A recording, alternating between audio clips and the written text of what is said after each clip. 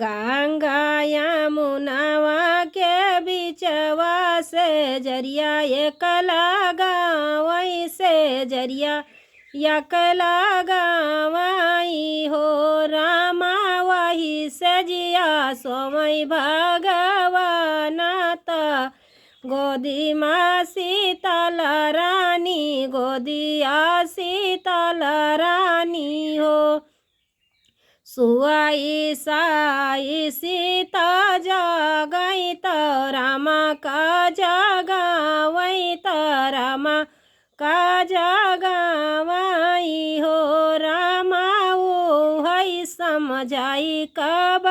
आई है ने गहरू द्वारे झागरी है ने गहरू द्वारे झागरी है हो या तारी बचनी सुनई रामा त सीता से अरज करई सीता से अरज करई हो सीताई है समझाई जब आई है विपतिया तू का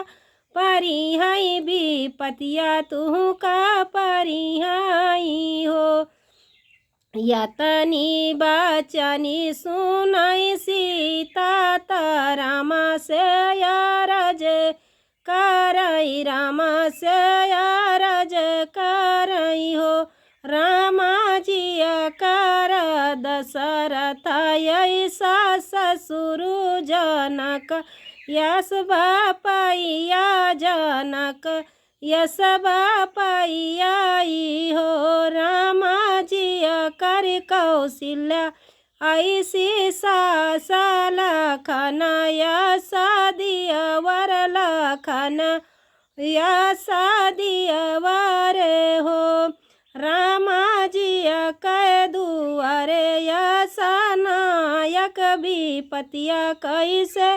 परी है विपतिया कैसे परी है हो या तारी बचनी सुनई रामा त सीता से अरज करई सीता से अरज करई हो सीता भले आई जनक जैसे बापई दशरथ ऐसे ससुर दशरथ ऐसा ससुर न हो सीता भले आई लक्ष्मण ऐसा देवरा कौशल्या जैसी सासु कौशल्या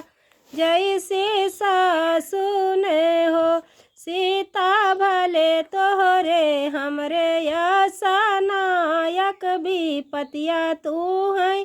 पड़ी है विपतिया तू है पड़ी है हो सीता विधि के बटाए हो लिखनिया किया हो मियाटाई लिखनिया किया हो मियाटाई हो गंगा के बिचवा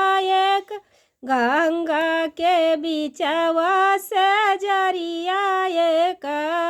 लगा वहीं से जरिया एक लगा वहीं हो।